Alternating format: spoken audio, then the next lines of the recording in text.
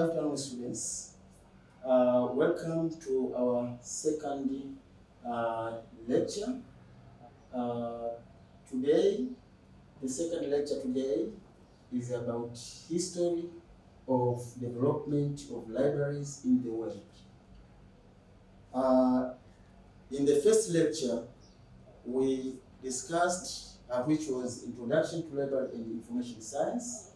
We discussed about key terms which are related to library and information science. We end up by making a comparison between library science and information science. And also we discussed about the importance of library in the society. And lastly, you are given a takeaway assignment to accomplish, which I'm sure you have done so. So today we are going to discuss about the history of development of librarianship in the world. Now, what is the objective of this topic? The first one is to explain the origin and missions of libraries, to explain the benefits of libraries to their communities, discuss the progression of their growth to the current state of libraries. Now, if you ask me when the library started, basically, I have no answer. But even you, if I ask you, when did libraries started, I think you don't have any answer.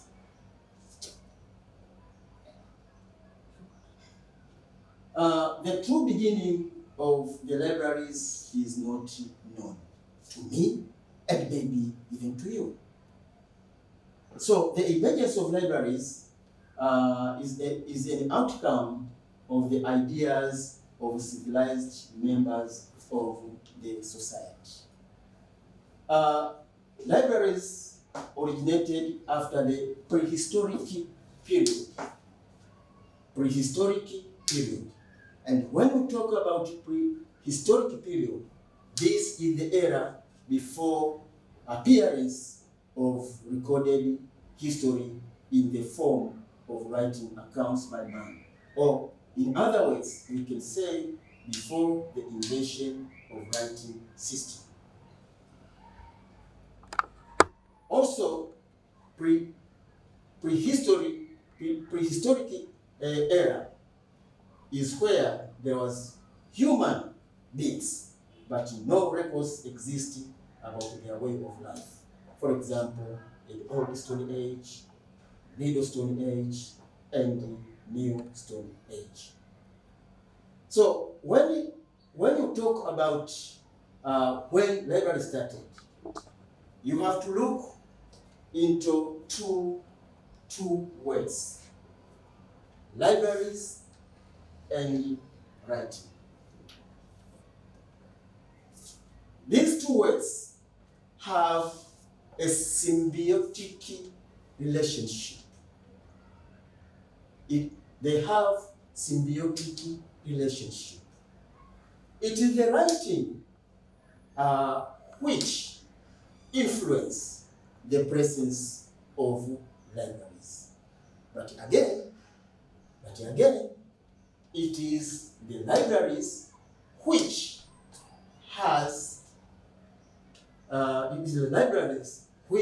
store the writing materials. That's why I said that they have a symbiotic relationship. They depend on each other. You can't develop a library without a writing word, but also in order the writing word to be preserved, then you need libraries. So we can say As soon as writing appeared,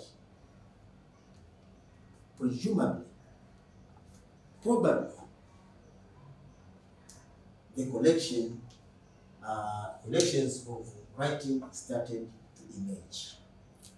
And this necessitated to have libraries where this material can be stored.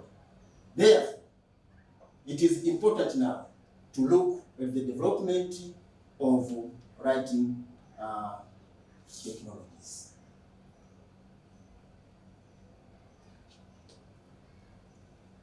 The first people, it is believed, and has been documented, that the first people to invent writing were Sumerians.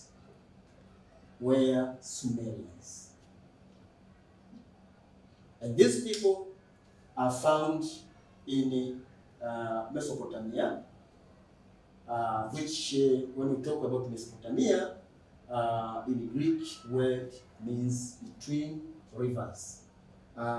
If you have studied geography, then there are two big rivers which were Euphrates and Tigris. So Mesopotamia is found in today's Iraq.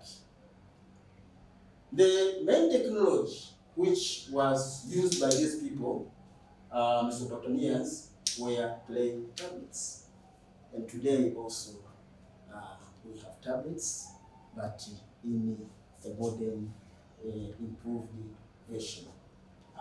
But if you look at it, almost they perform the same functions. They coined the name, the original name of tablets to come out with the modern tablets. So in ancient Egypt, because when we talk about writing, ancient Egypt as well as Sumerian, they are believed to be the first people to invent writings. So in ancient Egypt, 3000 BC, papyrus wood or papyrus reeds was used as a means of writing. This one comes from the papyrus plant. In China,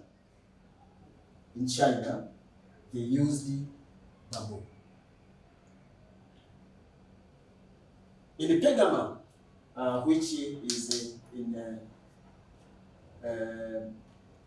Pergamum, which is found in today's Turkey, skin was used. And Chinese, in AD 105, they invented a paper. So, in ancient Egypt, the earliest known libraries were connected to palaces and temples. And those palaces were called House of Writings, or a place of records of the palace of the king.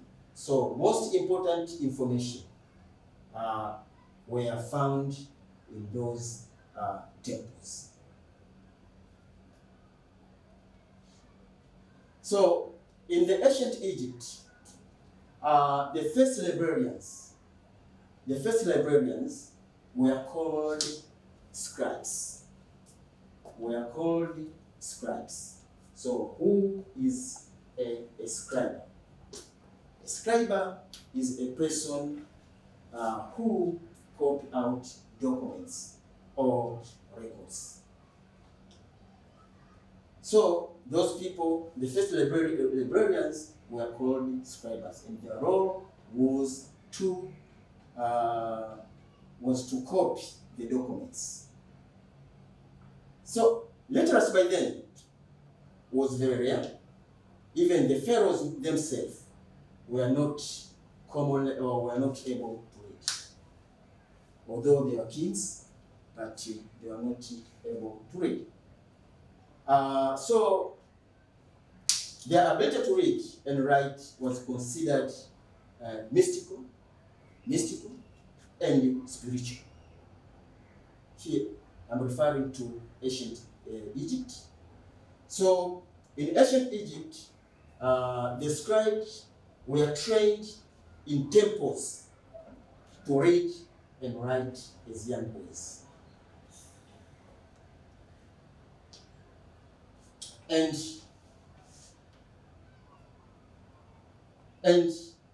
they were apprentice workers who stayed there for about 20 years, and after that they become full scribes.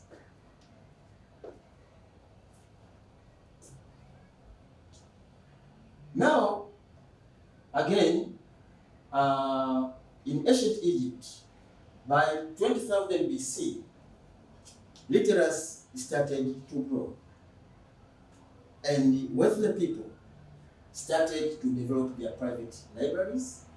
But again, temples became places for formal education, and communities developed around them. Temples became places for formal education. And the collection, what were the collection which were available by then?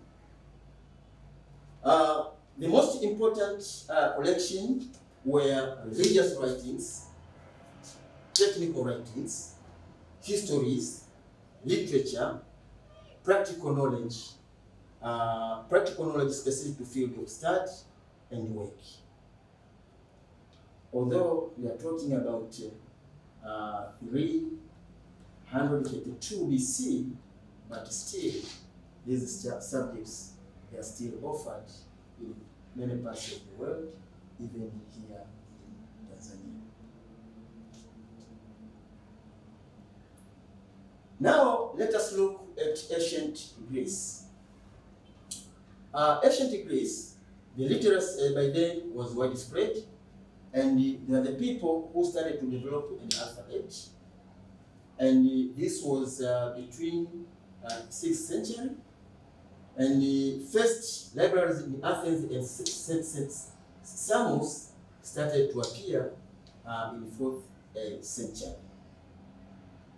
And these libraries developed around the philosophical schools of Aristotle, Plato, and others. Now, let us again look to Alexandrian library. By then, the city of Alexandria, which is and was founded in Egypt by Alexander the Great and named after himself. There was a library there. Alexander lives before Alexander started to build a construction of to build a library, and he died before the library was completed. And Egypt, which was ruled by Ptolemy family during the Greek occupation, Ptolemy the First found the Alexandrian Museum and Library, and Ptolemy the Second finished building and developed the library collection using Aristotle private library. But the world first Greek library center of scholarship was in the Greco-Roman world, which was considered a university, and the collection here was built by force. People were forced to provide resources. Also, there was a royal library, also called main inner library, in the Greek area of Alexandria, and it had a collection of approximately 490,000 rolls.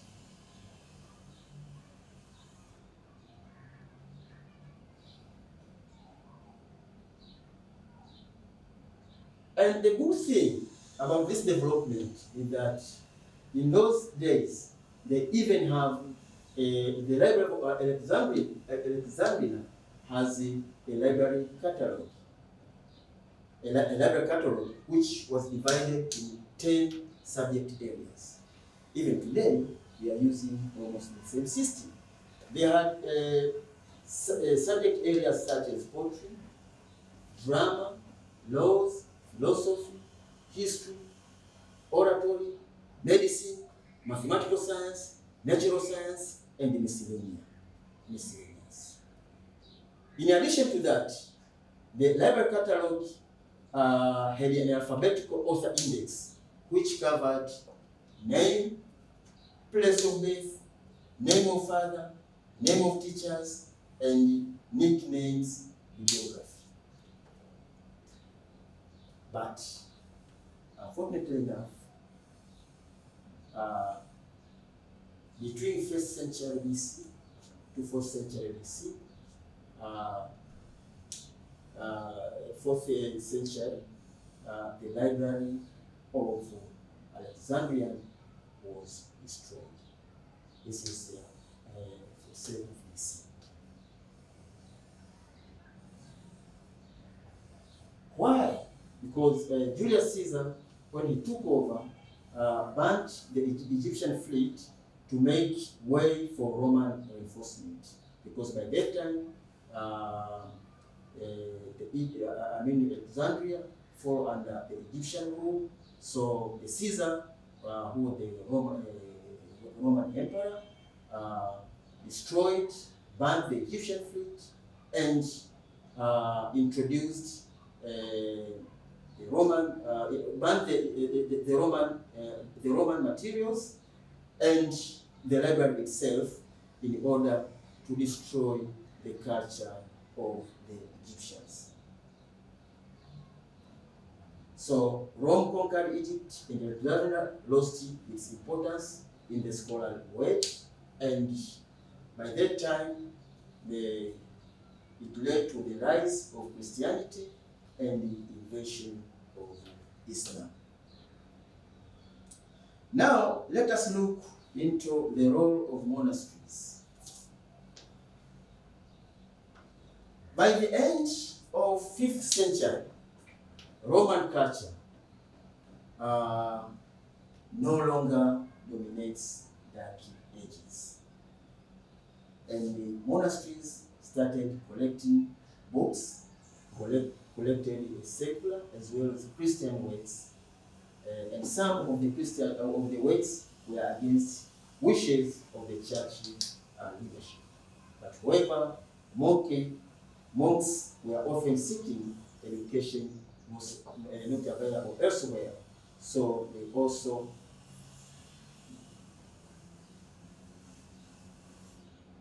monks, please.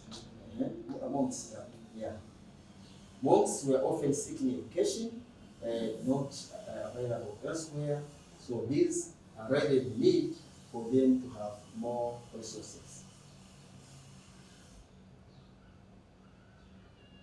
By then, books were copied by hand. We also talked about the scribers, and the copiers were called scribes. During the Renaissance period, development of interest in ancient cultures, such as literature and art, as well as universities, are spread all over Europe. So in the beginning, when we talk about universities, there's no universities the way we have as we have today, but during that period, students were gathered around good teachers and attended their lectures. There was no curriculum and no degrees, but eventually students and teachers began to form guilds. And the university teachers formed faculties and or obtained university charters from the king or the pope. So the word university comes from the Latin word universitas, which means organized guild or cooperation. But by that time, there was no library, but the earliest known university library by that time in Europe was at the University of Paris, and the library was created by endowment from Robert de Sorbonne, who gave his own personal library to the University of Paris. Over 1,000 titles were donated and were arranged into 10 major subject categories. And eventually, there was a reference collection, chained to the shelves, and a collection of copies for circulation. Ideally, I can say that this is the beginning of what in many libraries, especially university libraries, maybe it's the genesis of having a special collection in many university libraries, where materials which are highly demanded by users are kept. So, as I mentioned earlier, that paper was invented by the Chinese, and the most important people in history is Cai Lun of China. Before paper, books in China were made from bamboo, which is very heavy, or silk, but they were very expensive, linen, and plant fibers and plant fibers.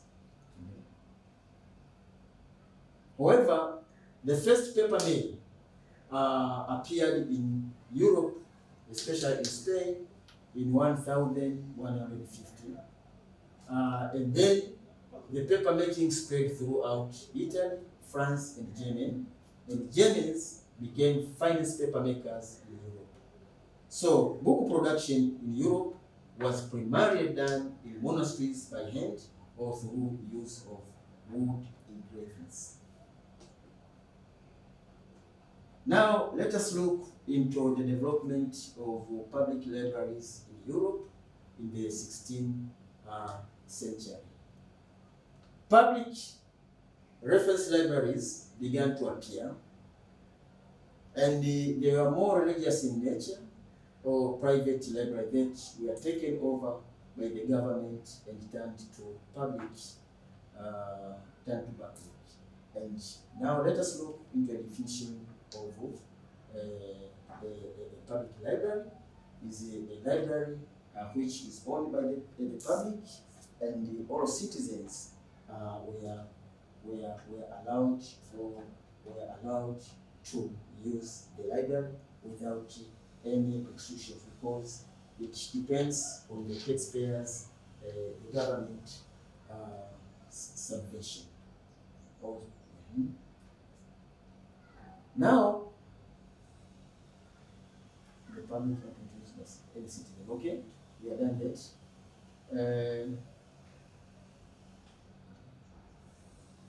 Now, the most important thing, which is revolutionary in nature, is the invention which was made by Johann Gutenberg. Johann Gutenberg. In fact, no invention in the history of mankind has greater influence on the society than the introduction of printing in the 15th century. This was done by Johann Gutenberg because it was the time where mass production of books appeared in Europe.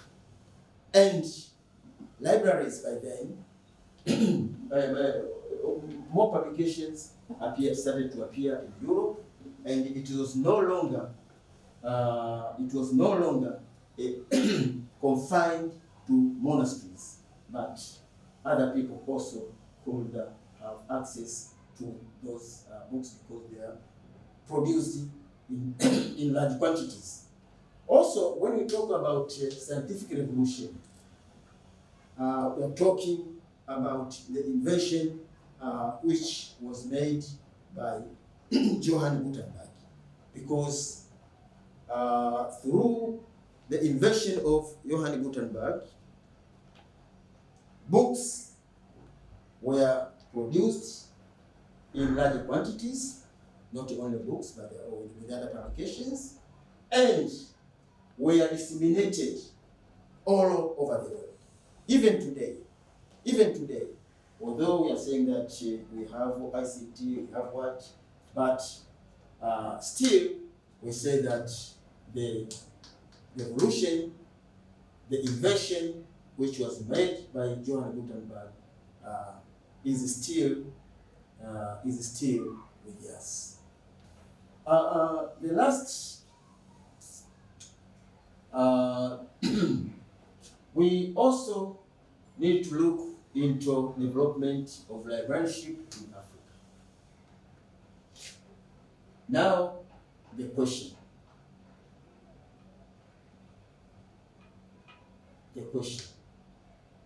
One wish to know why libraries took long to develop in Africa.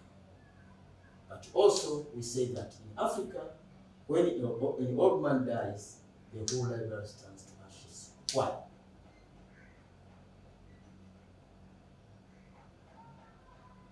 To answer the first question, although we are going to discuss it in the Moodle system, but to answer why library took long to the question of why library took long to develop in Africa, let us look Africa as a continent. Let us look Africa as a continent, and Africa basically is an oral tradition society, and the information was passed through one generation to another through the word of mouth. It used to be so, but even today, the word of mouth plays a very big role. So you can't develop a library if you depend much on the word of mouth. As I mentioned earlier, that there is a symbiotic relationship between development of library and writing. So, if we don't write, how will you develop a library? If we don't write, again, how are we going to develop libraries? Are we going to use the materials, the imported materials, which sometimes are alien to our culture? The second question, we are talking about when an old man dies, the whole library turns to ashes. This is very important because, as I mentioned earlier, we depend on the word of mouth. We depend on the stories from the elders, and we don't document what we have. So, when an old man dies, it means the history of that particular society, the history of that particular clan gets lost. As I said earlier, that this topic we are going to discuss it extensively in the Moodle system. Having said that, I thank you very much for your listening. Thank you.